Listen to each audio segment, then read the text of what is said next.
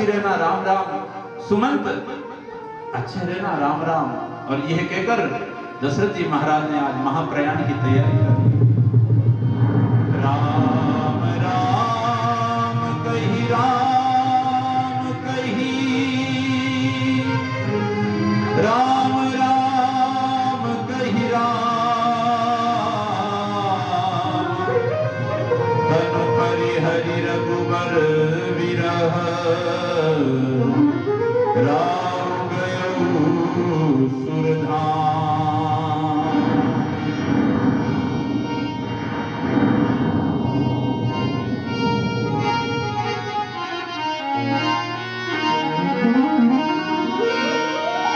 लो आ गई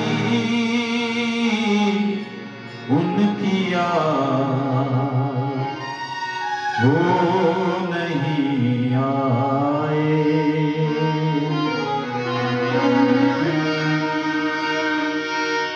दिल उनको ढूंढता है, गम का श्रृंगार करके। आंखें भी थक गई है, अब इंतजार करके। मर के भी अब मिलेंगे, जी कर तो मिल न पाए। लो आ गई उनकी याद, वो नहीं आए।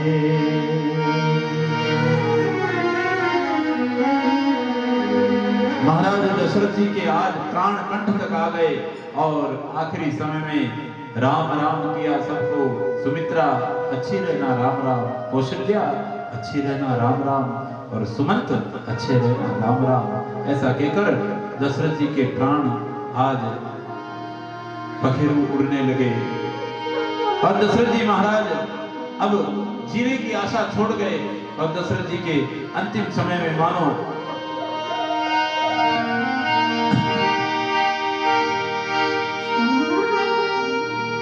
तूने तिनका तिनका चुनकर। चक्रवर्ती सम्राट थे महाराज दशरथ, जिन्होंने कई युद्ध जीते थे और राजमहल सब आज छोड़कर जब जा रहे हैं तो महाराज दशरथ के दिल का ये भाव मानो प्रकट होता है। नगरी एक बसाई,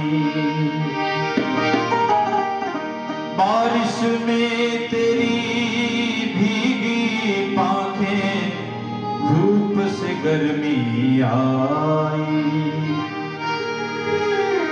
गम ना कर जो तेरी मेहनत तेरे काम ना आई। अच्छा ही है कुछ ले जाने से, देकर ही कुछ जाना। भगवान राम को अवतार लेने के लिए यज्ञ किसने किया? दशरथ जी ने किया। श्री ऋषि ने यज्ञ करवाया। दुनिया के विश्व के कल्याण के लिए राम को अवतार लेने के लिए दशरथ जी ने प्रार्थना करी, लेकिन जब भगवान पधारे तब विश्व के कल्याण के लिए राम को भेज दिया और खुद दुनिया को ये सारा लुटाकर खुद आज दुनिया को विदा कर रहे हैं। अच्छा ही है कुछ ले जाने से, देकर ही कुछ जाना। चल उड़ जा रे पंछी के अब ये देश हुआ बेगाना।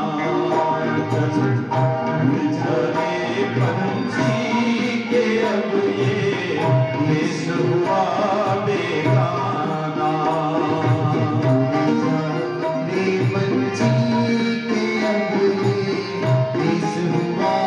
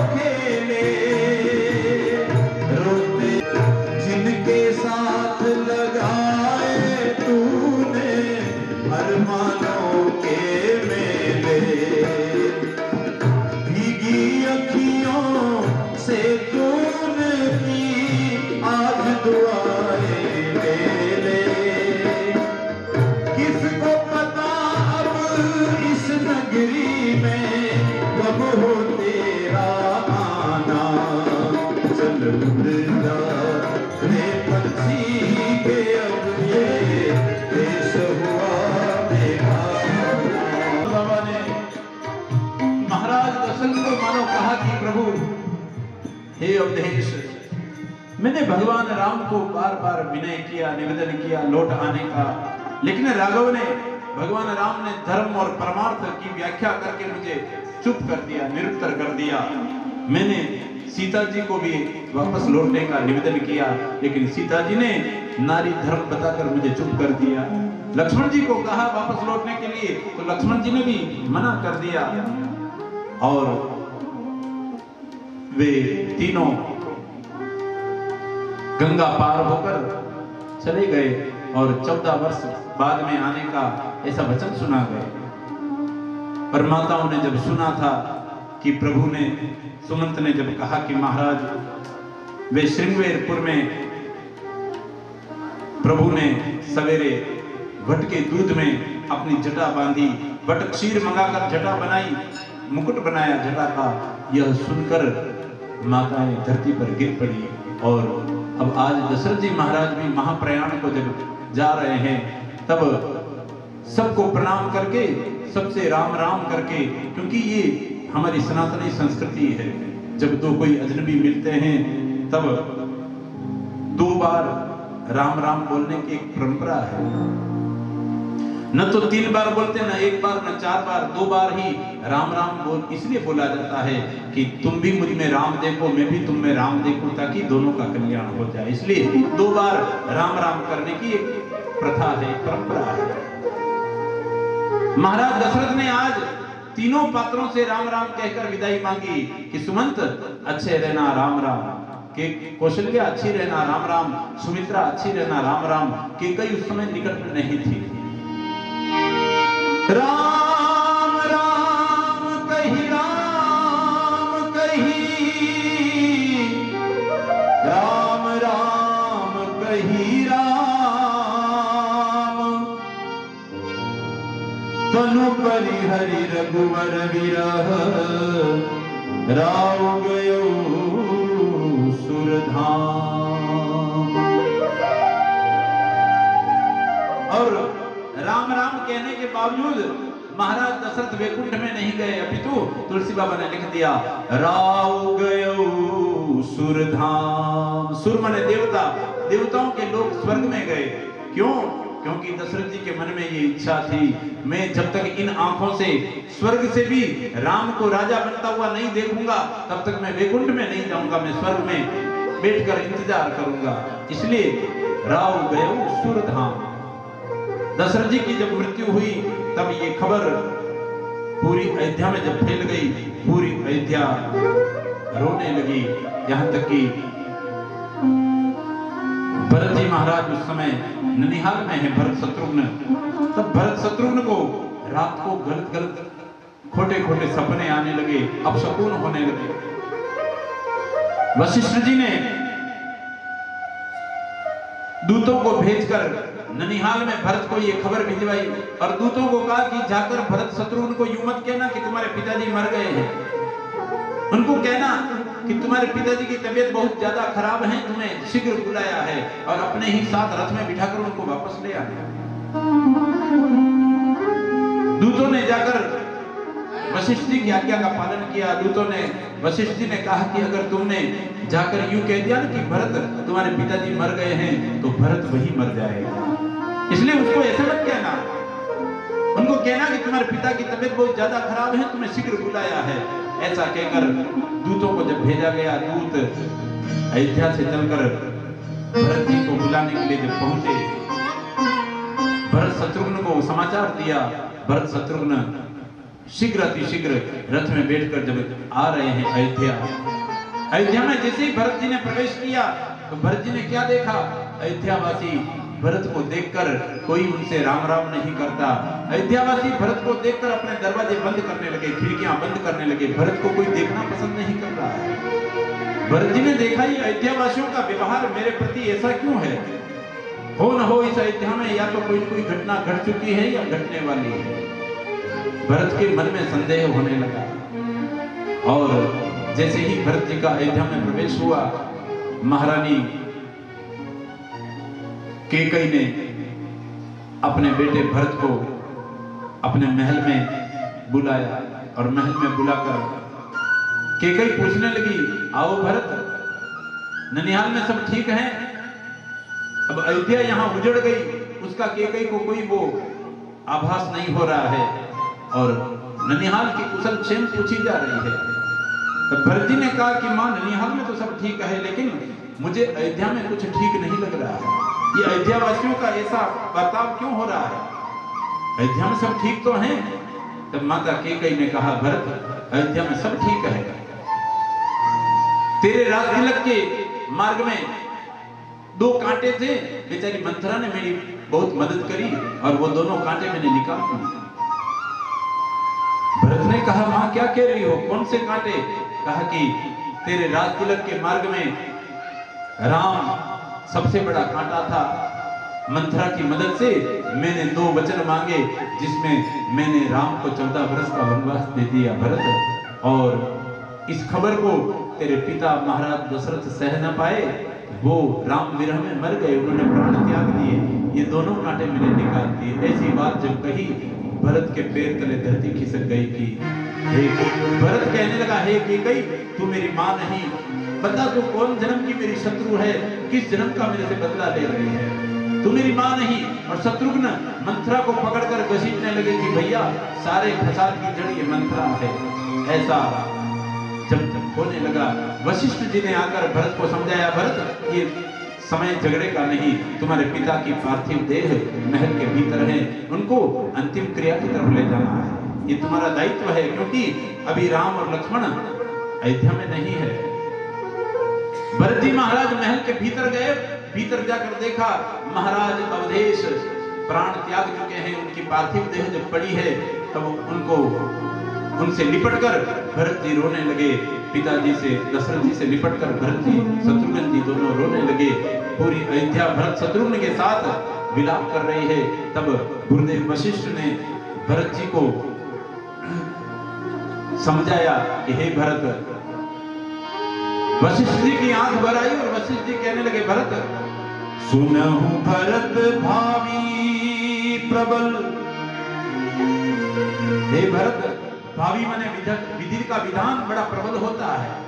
सुनहु भरत भावी प्रबल, बिलखि कहूं मुनिनाथ, हानि लाभ जीवन मरण, यश अपयश विधि हाथ। हे भरत, ये 6 चीजें इंसान के हाथ में नहीं है। कौन कौन सी? वशिष्ठ जी गिना रहे हैं, हानि लाभ जीवन मरण, यश अपयश विधि हाथ। ये 6 चीजें विधाता के हाथ की बात है। भरत, अफसोस न करो मृत्यु पर, क्योंकि गुरुदेव वशिष्ठ कह रहे कि हे भरत, मृत्यु किसकी बिगड़ती है और किसकी मृत्यु पर अफसोस करना चाहिए। वशिष्ठ जी ने समझाया, सोचिए विप्र जो वेद विहीना। हे भरत, ऐसे ब्राह्मण की मृत्यु पर अफसोस करना चाहिए जिसने अपने जीवन में कभी अपने धर्म ग्रंथों को पढ़ा नहीं, अपने धर्म ग्रंथों का कभी न तो स्वाध्याय किया, न कोई अपने धर्म ग्रंथों को अपने कानों से सुना है। ऐसे ब्राह्मण की मृत्यु पर वशिष्ठ जी कह रहे हैं, भरत अफसोस करना चाहिए। जैसे ब्राह्मण की मृत्यु बिगड़ती है, सुधरती नहीं है। सोचिए विप्र जो वेद विहीना, तजि निज धर्म विषय लय लीना। अपना धर्म छोड़कर जो विषयों में उन्मुक्त हो जाता है। दूसरा, किसकी मृत्यु पर अफसोस करना चाहिए? वशिष्ठ जी मानस में भरत जी को कहते हुए संसार को ये सूत्र दे रहे हैं कि सोचिए नृपति जो नीति न जाना। ऐसे राजा की मृत्यु पर अफसोस करना चाहिए जो नीति नहीं जानता है और जिसको अपनी प्रजा प्राणों के समान प्रिय न हो। तीसरा, ब्राह्मण आ गया, राजा माने क्षत्रिय और अब वैश्य। ऐसे वैश्य की मृत्यु पर अफसोस करना चाहिए भरत, जो सोचिए वैश्य कृपण धनवान, जो धनवान होने के बावजूद भी बड़ा कृपण कंजूस हो, जिसके हाथ धर्म के लिए, जिसकी मुट्ठियां हमेशा बंद रहती हो, ऐसे वेश्य की मृत्यु पर भी भरत अफसोस करना चाहिए। ऐसे वेश्य की मृत्यु सुधरती नहीं है, बिगड़ जाती है मृत्यु।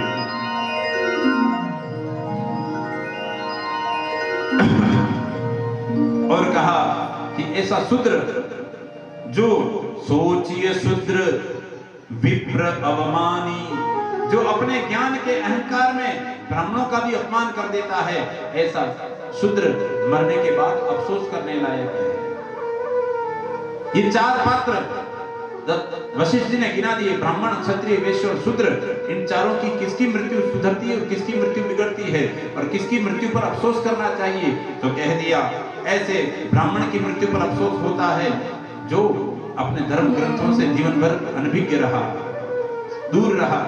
ऐसे राजा की मृत्यु पर अफसोस करना चाहिए जिसने अपनी प्रजा को प्राणों के समान प्रिय नहीं समझा और जो नीति नहीं जानता है।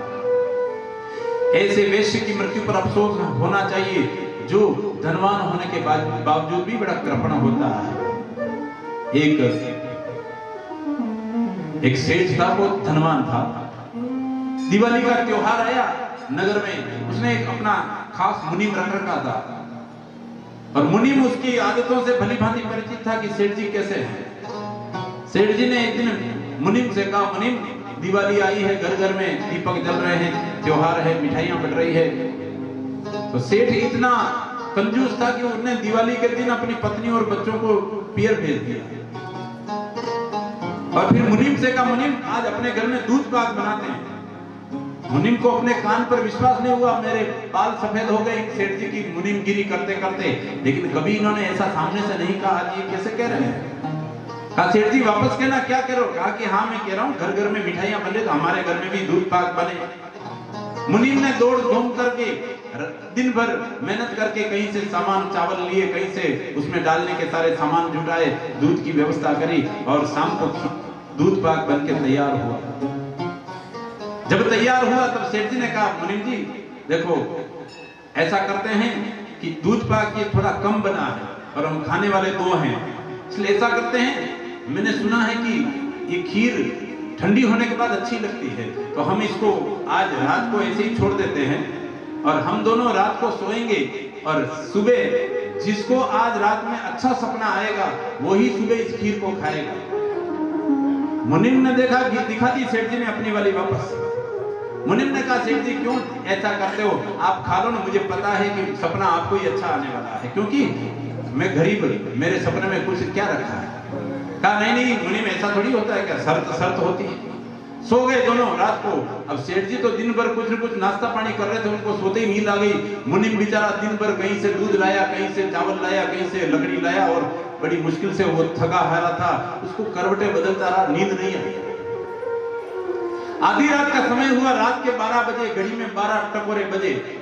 मुनीम ने विचार किया सुबह जो होना होगा हो जाएगा, खीर तो खा ही लेंगे। दबे पांव मुनीम रसोई में गया, एक प्याला पिया तो अच्छा लगा और एक प्याला पीते ही उसकी भूख भड़क गई, और पिया, ऐसे करके पूरी तपेली खाली करके उल्टी कर दी और राके सो गया। सवेरा हुआ, सेठ जी जाग गए। सेठ जी ने मुनीम को जगाया, मुनीम जी इतनी देर हो गई, जागो जागो। मुनीम जी जागे और दातुन कुल्ला करते करते सेठ जी ने पूछा, मुनीम जी जरा अपना सपना बताइए, आपको रात को क्या सपना आया? मुनीम जी ने कहा, सेठ जी छोड़ो ना, मेरे सपने में, हम गरीबों के सपने में क्या रखा है, सपना तो आप सुनाइए, आप सेठ हो, पहले आप सुनाइए, बाद में मैं सुनाऊंगा। तो सेठ जी ने विचार किया, मैं ऐसा सपना सुनाऊं बना बना कर जिससे मेरे से अच्छा ये सुनाई नहीं पाएगा। सेठ जी ने कहा, मैंने सपना देखा मुनीम रात को कि मैं जैसे ही सोया, मेरे पलंग के पास स्वर्ग से देवताओं के विमान आए। मुनीम जी ने कहा, अच्छा, कहा कि हाँ, और फिर उसमें से देवता निकलकर बाहर आए और मुझे विमान में बिठाया और मुझे स्वर्ग में ले गए।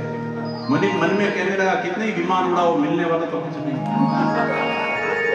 कहा, सेठ जी फिर क्या हुआ? कहा कि देवराज इंद्र ने मुझे अपने सिंहासन पर बिठाया और मैं वापस जब आने की बात करता हूँ तो देवराज मुझे रोक लेते हैं, इंद्र मुझे आने ही नहीं देते। बार बार मैं कहता हूँ अब मुझे जाने दीजिए, मेरा बड़ा भव्य स्वागत किया और मुझे वापस नहीं आने दे रहे हैं। ऐसा सपना देखा। अब मुनीम तू अपना सपना सुना। मुनीम जी ने कहा कि सेठ जी, मेरा सपना रात को ठीक 12 बजे चालू हुआ। क्या क्या? कहा कि हाँ। कहा कि इधर आपके पलंग के पास देवता उतरे, मेरे पलंग के पास यमदूत उतरे, और उतरकर उन्होंने मेरे को जगाया और कहा मुनीम, मैं उनके चेहरे देखकर डर गया। उन्होंने कहा मुनीम चल रसोई में चल, और मुझे रसोई में ले गए और कहा ये खीर खा। मैंने कहा कि हमारे सेठ जी के ना हमारे दोनों के शर्त लगी है। कहा शर्त तो सुबह होगी, हम अभी तेरे को मार देंगे अगर खीर नहीं खाई तो मैंने एक प्याला पिया। मैंने कहा अब रहना तू, कहा नहीं और पी, और ऐसे करके मुझे पूरी तपेली पिला दी और कहा अब सो जा, तेरे सेठ से मैं निपटूंगा। सेठ जी ने अंदर जाकर रसोई में देखा तो वास्तव में तपेली तो यूं ऊंधी पड़ी है। सेठ जी ने कहा अरे मुनीम, यमदूत आए तो मेरे को जगाता रहे। कहा कि सेठ जी मैंने आपको ढूंढा, लेकिन आप तो स्वर्ग में थे उस समय, आप यहां थे ही नहीं।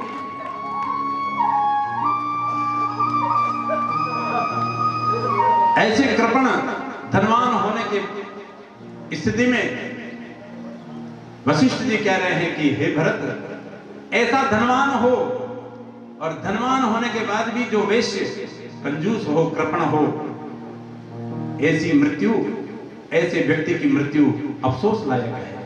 उसकी मृत्यु संवरती नहीं है, बिगड़ जाती है। फिर प्रसंग आया तो निवेदन करता हूं कि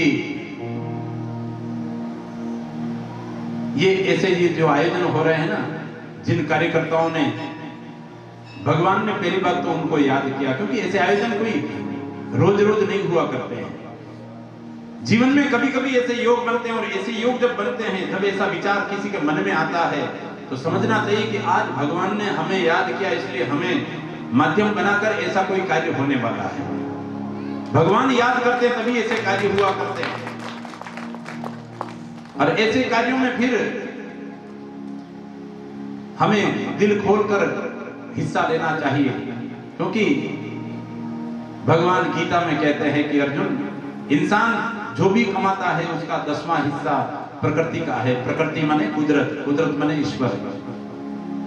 10वां हिस्सा जो कैद करके बैठता है, समय आने पर भगवान कहते हैं मैं किसी न किसी रूप में जाता हूं और ले लेता हूं। कभी बीमार बन के जाता हूं, कभी धंधे में नुकसान बन के जाता हूं, कभी मैं आग बन के जाता हूं, कभी मैं वकील बन के जाता हूं, कभी डॉक्टर बन के जाता हूं। मैं मेरा हिस्सा ले लेता हूं, और जो प्रेम से मेरा हिस्सा मुझे अर्पण करते हैं, मैं समय आने पर ब्याज समेत उनको वापस लौटा देता हूं। जैसे द्रौपदी ने कटी उंगली पर भगवान के पल्लू बांधा साड़ी का, भगवान ने भरी सभा में द्रौपदी के उस पल्लू का वापस ब्याज समेत भुगतान किया। धरती माता को हम एक बीज का दाना देते हैं अनाज का, वही दाना माता धरती समय आने पर हमें ब्याज समेत वापस लौटाती है। सूर्य भगवान को हम जल का एक लोटा चढ़ाते हैं, भगवान सूर्य वही जल बरसात में हमें ब्याज समेत वापस लौटाते हैं। ठीक उसी प्रकार भगवान कहते हैं किसका दिया हुआ मैं अपने पास नहीं रखता। तो राम कथा सुनकर हम ये संकल्प करें कि हम जो भी कमाएंगे, हमारी जो भी आय होगी, उसका 10वां हिस्सा जो भी होगा वो हम घर पर अलग से इकट्ठा करेंगे। और जब कभी ऐसा कभी योग बनेगा, कभी उस 10वें हिस्से को, चाहे आप अपने गांव में कथा का आयोजन करवाइए, चाहे आप तीर्थ यात्रा गाड़ी जा रही है गांव से, तो अपना टिकट करवा के पत्नी बच्चों सहित या अपने माँ बाप को तीर्थ यात्रा भेज दीजिए, वो भी आपका 10वां हिस्सा धर्म में ही लग रहा है। या फिर कहीं पर कोई बाढ़, अकाल, ऐसी कोई घटना घट गई, भूकंप आ गया, तो वहां अपनी तरफ से मदद भेज दीजिए, अनाज की, वस्त्र की, कुछ भी। ये कभी गौ माता पर संकट आया तो गौशाला के लिए अपनी तरफ से भेज दीजिए। ऐसे अनेक क्षेत्र हैं। ऐसा अपने जीवन में अगर हम करेंगे तो ये आयोजन कोई बड़ी बात नहीं रहेगी। साल में एक बार, साल में 2 बार भी हो सकते हैं। कोई किसी के आगे आपको डायरी छपवाने की जरूरत नहीं पड़ेगी, क्योंकि हर घर में दशांश इतना इकट्ठा हो जाएगा कि आप खर्च करने के बाद भी आपको लगेगा कि अभी भी और है, अभी भी और है, और उसमें आपके जीवन का एक आनंद बढ़ जाएगा। बाकी कितना भी हम इकट्ठा करें, आखिर कम ही पड़ता है। इंसान की खोपड़ी कभी भरती नहीं।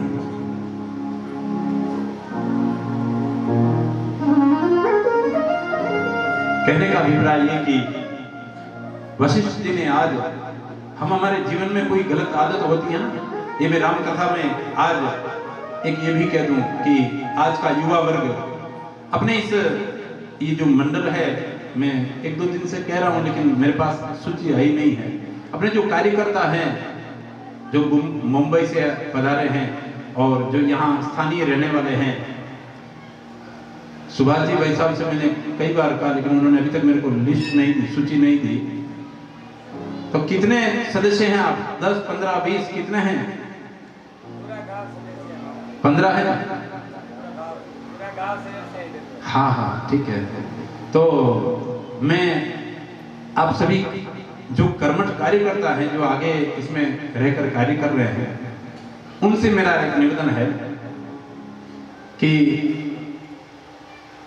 आज कथा का छठा दिन है, 3 दिन कथा और बाकी है, लेकिन आप कोई दूसरे दिन आया, कोई तीसरे दिन आया, आप पहले दिन से थे नहीं।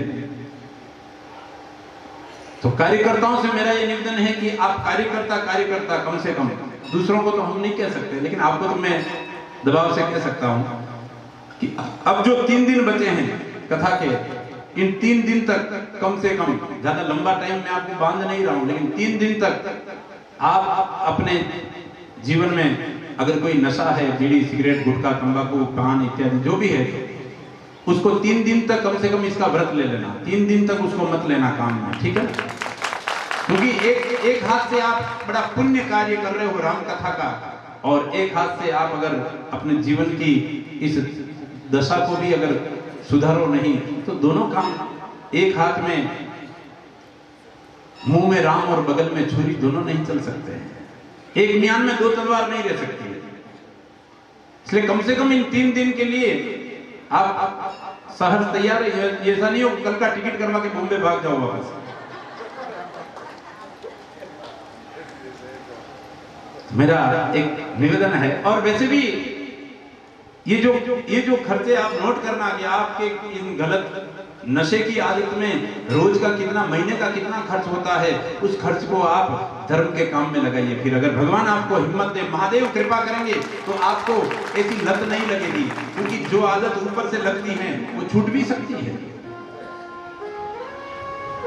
संगत का रंग लगता है, लेकिन वो रंग समय आने पर अगर उसके लिए हमारा विश्वास प्रबल हो और हम कटिबद्ध हो जावें, हम अगर निश्चय कर लें कि कम से कम नवरात्रि आती है 9 दिन, तो नवरात्रि में भी लोग कभी कभी देखा जाता है कि लोग भूखे रहते हैं, 9 दिन उपवास करते हैं।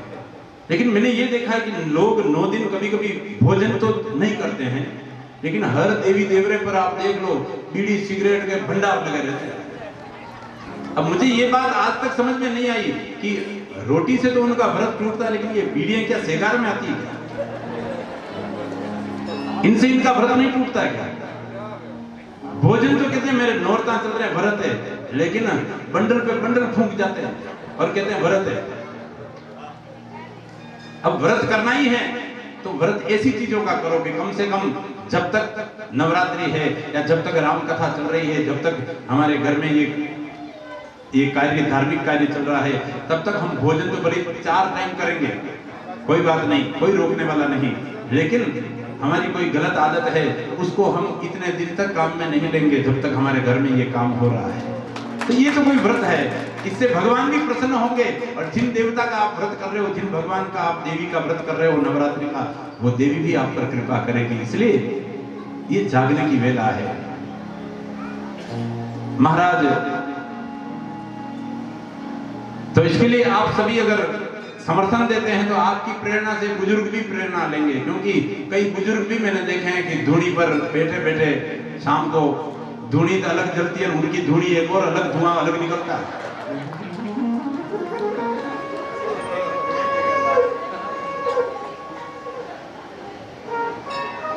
अब 6 दिन हो गए, इसलिए मेरे को क्या थोड़ा डर निकल गया। मैंने कहा निकलने तो 3 दिन ही है ज्यादा से ज्यादा, अब कह दिया जाए। तो पहले दूसरा दिन कह देता है तो लोग कहते यार महाराज तो यार गड़ी पड़ गया। तो कम से कम, और मैं इसलिए कह रहा हूं आपको कथनी करनी, मैं वो गंगा जी मुंह में आती वैसा पंडित नहीं हूं। आप मेरी दिनचर्या का अवलोकन कर सकते हो, मेरे कक्ष का अवलोकन कर सकते हो। मेरे जीवन में न तो मैंने कभी गुटखा तंबाकू किसी को हाथ नहीं लगाया, इसलिए मैं आपको अधिकार पूर्वक कह सकता हूं। ऐसा नहीं कि मैं यहां से आपको कह रहा हूं नीचे उतर के मैं कहूंगा भाई साहब जरा 00 लाना, ऐसा नहीं है। इसलिए ये जीवन मिला है आनंद के लिए मिला है, मगन भगवान के भजन के लिए मिला है। ये जीवन यूं व्यर्थ में बर्बाद करने के लिए नहीं मिला है। इसलिए पीनी हो तो हरि नाम की प्याली पी लो, जो जिंदगी संवर जाएगी। ऐसी क्या पीनी जो सुबह को पियो और शाम को उतर जाएगी। इसलिए अगर पीनी है तो हरि नाम की प्याली पी लो। इसलिए अपने जीवन को कथा सुनकर कुछ दिशा देने की कोशिश करना, तो अपने आप पर आपकी कृपा होगी, इसका आपको पूरा पुण्य मिलेगा। महाराज दशरथ की मृत्यु पर आज भरत जी महाराज जब विलाप कर रहे हैं, तब भरत जी महाराज को वशिष्ठ जी कह रहे हैं कि हे भरत, अपने पिता की मृत्यु पर इतना अफसोस न करो, क्योंकि तुम्हारे पिताजी जीते जी जिन्होंने राम का खूब दर्शन किया और अंत समय में भी जिन्होंने राम राम राम राम राम राम 6 बार राम राम बोलकर उन्होंने प्राण त्यागे हैं, अतः उनकी मृत्यु बिगड़ी नहीं है, उनकी मृत्यु तो सुधर गई है। और ऐसे पिता की मृत्यु पर हे भरत इतना अफसोस करना, आंसू बहाना ठीक नहीं है। तब महाराज दशरथ की मृत्यु पर अफसोस कर रहे भरत जी को धैर्य बंधाया और कहा कि हे भरत, पुत्र का कर्तव्य होता है कि अपने पिता की अर्थी को कंधा देकर वो अंतिम संस्कार की तरफ ले जाए। इसलिए हे भरत, अपने पिता की पार्थिव देह को अब शमशान में चंदन की चिता सजाकर अंतिम संस्कार कीजिए। तब भरत जी महाराज सबके कहने पर अंतिम संस्कार के लिए अपने पिताजी की पार्थिव देह को लेकर चलने लगे। पीछे पीछे पूरा अवध चल रहा है महाराज अवधेश की अंतिम यात्रा में। और देखिए, जीवन में चाहे कोई जान पहचान का व्यक्ति मरे, चाहे अनजान मरे, हम किसी की अंतिम यात्रा में जब जाते हैं ना, तब अंतिम यात्रा में एक एक कदम चलने पर हमको अश्वमेध यज्ञ का पुण्य मिलता है। इसलिए कोई परिचित हो अपरिचित हो, जब कभी मौका मिले तो अंतिम यात्रा में अवश्य जाना चाहिए, क्योंकि इससे हमें उस सत्य का पता चलता है कि एक दिन हमारा ये ठिकाना है। लेकिन आजकल लोग अंतिम यात्रा में जाते हैं, लेकिन जाकर वहां शमशान में भी लोगों को वैराग्य नहीं आता। वहां पर भी इधर तो अर्थी जल रही है और इधर एक तरफ बैठकर राजनीति करते हैं, वो नेता इतने वोटों से हार गया। अब वहां कम से कम शमशान में जहां मुर्दा जल रहा है, वहां तो कम से कम हमें थोड़ी देर के लिए वैराग्य आना चाहिए। और मेरा तो ये निवेदन कि कम से कम हम किसी की अंतिम यात्रा में जावे ना, तब अपने इस मोबाइल को, क्योंकि इस मोबाइल पूरा संसार है, इस संसार को घर पे रख कर जाइए। लोग शमशान में भी मोबाइल लेकर जाते हैं और अचानक किसी का फोन आता है, कहां से बोल रहा है, मसाना में बोल रहा हूं।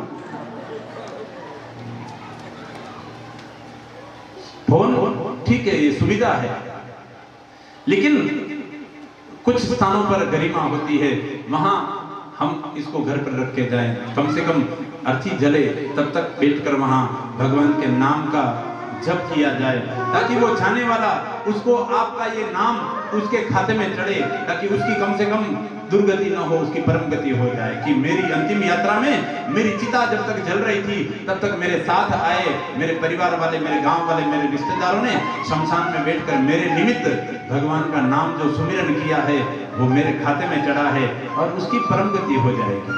इसलिए कम से कम इसमें संशोधन होना चाहिए।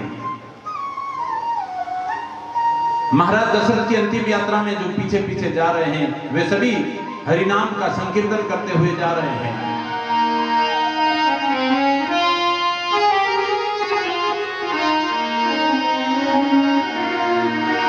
रघुपति राघव राजा राम, पतित पावन सीताराम। रघुपति राघव राजा राम, पतित पावन सीताराम। सीताराम सीताराम, बज प्यारे मन सीताराम।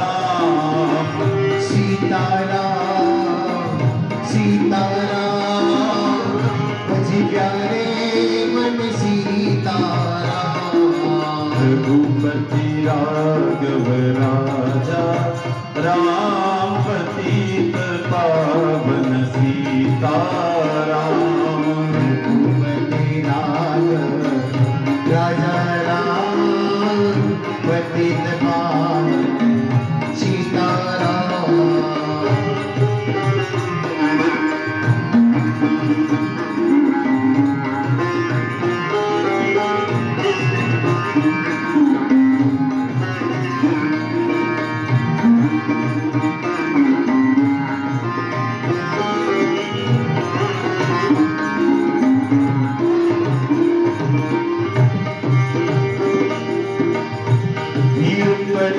भक्तों ने पुकारा, आन हरो हरि कष्ट हमारा। वीर प्रदीप तोने पुकारा, आन हरो प्रभु कष्ट हमारा। तब दशरथ गर्जन मेरा, पतित पावन सीताराम। दशरथ गर्जन मेरा, पतित पावन सीताराम। राज तिलक की भई तैयारी, के कई ने सब बात बिगाड़ी। राज तिलक की भई तैयारी, के कई ने सब बात बिगाड़ी। तब दशरथ के निकले प्राण, पतित पावन सीताराम। दशरथ के निकले प्राण, पतित पावन सीताराम। रघुपति राघव राजा राम, पतित पावन सीताराम। रघुपति राघव राजा राम, पतित पावन सीताराम। महाराज दशरथ की चिता को चंदन की चिता में लेटाया गया और महाराज दशरथ जी के शव को चंदन की चिता में लेटाकर भरत जी को वशिष्ठ जी ने कहा, हे भरत, अपने पिता को मुखाग्नि दीजिए। तो भरत जी महाराज ने अपने पिता के मुखाग्नि देते हुए अंतिम संस्कार किया। तत्पश्चात सभी जब अंतिम संस्कार करके वापस अयोध्या पधारे, तब सारे राज समाज ने, पूरी अयोध्या ने मिलकर एक स्वर में भरत जी को राज्य देने का प्रस्ताव रखा कि भरत को राजा बनाया जाए। तब भरत जी ने सजल नेत्र से मना कर दिया कि देखो, मेरे पिता को गादी किसने दी? मेरे पिता को गादी किसने दी? तो उनके पिता ने दी। तो ये गादी जिनकी है वो मुझे देंगे तो मैं ले सकता हूं, अन्यथा नहीं ले सकता। मेरे पिता को गादी किसने दी? उनके पिता ने दी। इसका मतलब गादी मेरे पिताजी की नहीं थी, उनको भी उनके पिता ने दी थी। अतः जिनकी गादी है ही नहीं, वो कैसे दे सकते हैं? और गादी तो वास्तव में भरत जी कहते हैं राम की है, वो आदेश करेंगे, उनकी मैं पालना करूंगा। और भरत जी ने बड़ी सुंदर दलीलें दी और कह दिया कि जब वशिष्ठ जी ने कहा कि हे भरत, तुम्हारे पिता का वचन था कि भरत को राज मिले, मां ने वचन मांगा ना, उसमें भरत जी, तुम्हारे पिताजी ने, महाराज दशरथ ने माता कैकेयी को वचन दिया भरत को राज देने का। तब भरत जी ने कहा कि वचन की पालना अगर करनी थी तो वचन को ठीक तरह से क्यों नहीं पाला? क्योंकि वचन में पहले भरत को राज नहीं मांगा था, माता कैकेयी ने पहले भरत के लिए राज तिलक नहीं मांगा था। पहले वचन में क्या मांगा? राम के लिए 14 वर्ष का वनवास मांगा।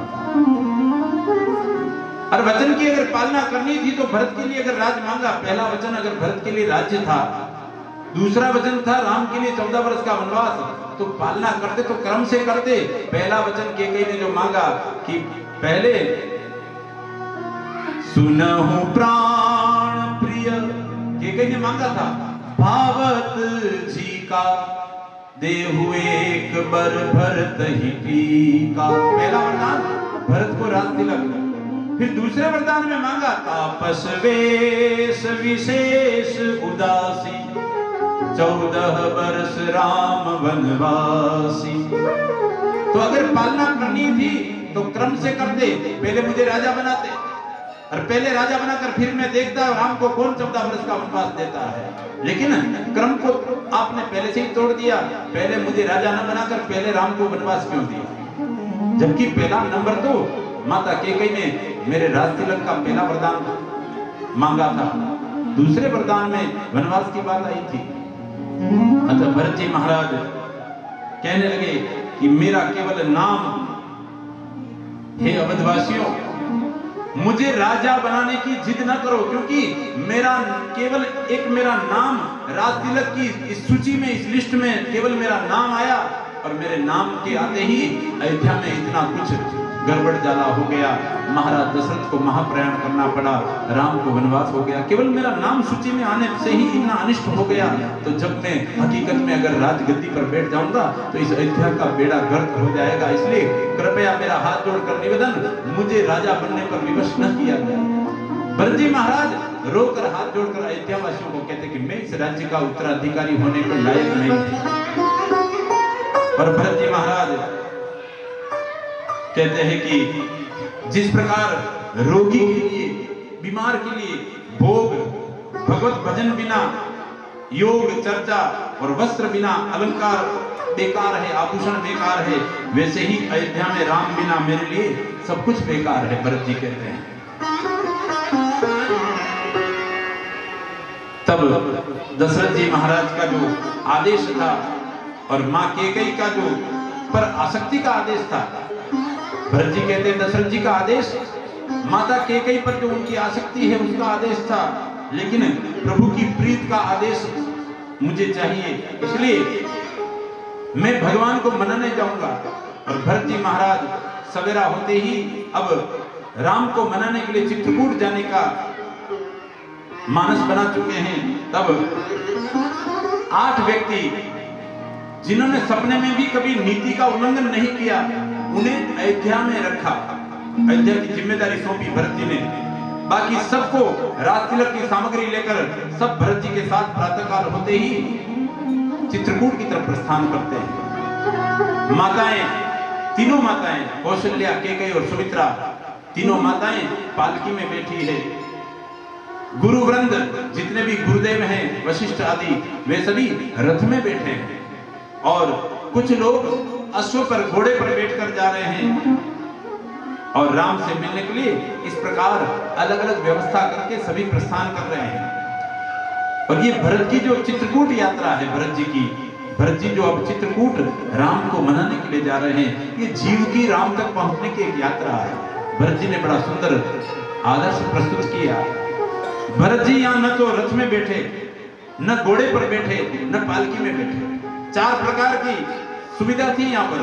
पहला, पालकी में माताएं बैठी, रथों में गुरुवृंद बैठे और अश्व पर, घोड़े पर अयोध्या के लोग कुछ रथ पर, कुछ घोड़े पर बैठकर भी पधारते हैं। सूत्र दिया कि वशिष्ठ आदि संत जो रथ में बैठकर जा रहे हैं, ये कर्म का मार्ग है। रथ में बैठकर भगवान तक पहुंचना कर्म मार्ग है। और माताएं पालकी में बैठी, ये पालकी वाला मार्ग भक्ति का मार्ग है, जिसमें चलता कोई और है और पहुंचता कोई और है। पालकी जिनके कंधे पर होती है, चलते तो वो हैं, लेकिन पहुंचता कौन है? भीतर बैठने वाला। ये भक्ति का मार्ग है। और कुछ लोग जो घोड़े पर बैठकर जा रहे हैं, ये घोड़े वाला मार्ग ज्ञान मार्ग है। और ज्ञान मार्ग में साधक को थकान हो जाती है, क्योंकि घोड़े पर बैठने वाला कभी कभी थक भी जाता है और कभी कभी गिर भी जाता है। इसलिए ज्ञान मार्गी ज्ञानी, बड़े बड़े ज्ञानियों का कभी कभी पतन हो जाता है। लेकिन भरत जी महाराज इन तीनों में नहीं बैठे, अपितु पैदल चलकर जा रहे हैं। भरत जी महाराज ने अपना चौथा ही रास्ता अपनाया, शरणागति का पंथ। भरत जी और शत्रुघ्न जी पैदल नंगे पांव जाने का निश्चय करते हैं। तुलसीदास जी ने ये बड़ी सुंदर यात्रा का वृतांत प्रस्तुत किया और तुलसीदास जी महाराज ने लिख दिया कि अब भरत जी महाराज जब चित्रकूट की तरफ प्रस्थान करते हैं, भरत जी के चित्रकूट प्रस्थान की इस झांकी का सुंदर वर्णन किया।